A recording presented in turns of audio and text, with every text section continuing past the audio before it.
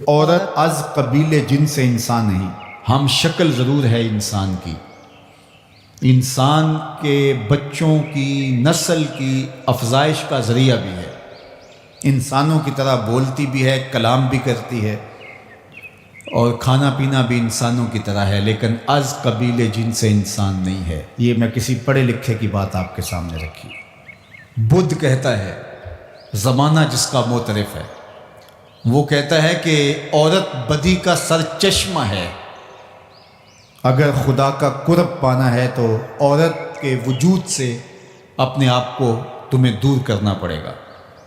عورت کی قربت برائیوں اور بدیوں کی طرف لے جاتی ہے،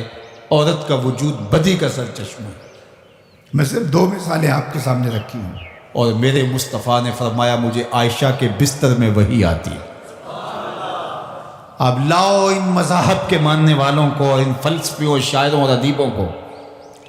اور ان کے سارے فلسفے ایک پلڑے میں رکھ دو، میرے مصطفیٰ کا ایک فرمان ایک پلڑے میں رکھ دو۔ تو اس کائنات کو جو ظلمتوں سے بری ہوئی تھی روشنی دی ہے تو آمنہ کے در یتیم نے دی۔ وہ عورت جو بدی کا سرچشمہ کہلاتی تھی،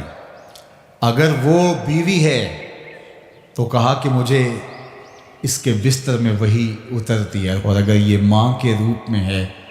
تو جنت کو کھینچ کے ماں کے قدموں تلے رکھ دیا جائے۔ بہن کو تکریم دی، بیوی کو عزت دی، بیٹی کے وقار کو دنیا کے سامنے رکھا، غلاموں کو پستیوں سے اٹھا کے اوج ثریا کی منزلوں تک پہنچایا اور ان کو انسانوں کے برابر باقاعدہ حقوق فراہم کیے اور عملی غلامی کو ختم کر دیا، اور غلاموں کو آزاد کرنے کی ترغیب دے کے بتایا کہ اسلام کیا نظام حیات لے کر آیا، کتنا ستھرا نظام اسلام لے کر کے آیا، کتنا پاکیزہ دین لے کر اسلام آیا ہے۔ یتیموں کو، بیواؤں کو، اراملہ کو، مساکین کو، کثیر العیال لوگوں کو، غربا کو کس طرح ان کی عزت نفس کے ساتھ ان کو آگے بڑھایا اور زندگی میں آگے بڑھنے کے موقع فراہم کیے۔ یہ اسلام ہے، اور اسلام کے دم سے ہی یہ نور، روشنی اور اجالے پھوٹتے ہیں۔ اللہ جل شانہ ہمیں اس موسم رحمت کی برکت نصیب فرمائے۔ اس لیے کثرت سے درود و سلام کی محافل کا انعقاد کیجیے اپنے گھروں کے اندر، روزانہ کی بنیاد پہ، فجر کے بعد کا وقت رکھ لیں یا مغرب کے بعد کا یا عشاء کے بعد کا، اپنے بچوں کے ساتھ بیٹھ کے روزانہ کی بنیاد پہ درود و سلام کی محافل کا انعقاد کریں۔ مسجدوں میں، محلوں میں، فیکٹریوں میں، جہاں جہاں ہیں، حضور کے نام کی مجالس کا انعقاد کریں، درود کی محافل کا انعقاد کریں، حضور کی سیرت کی محافل کا انعقاد کریں، زمانے کو حضور کی سیرت بتائیں۔ یہ موسم ایسا ہے کہ دلوں کا رجحان ہے، تو اس سے بھرپور فائدہ حاصل کریں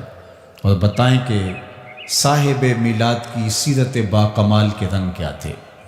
اور پھر اس کو اپنے اندر اتارنے کی عملاً کوشش کریں، تاکہ حضور کے ساتھ محبت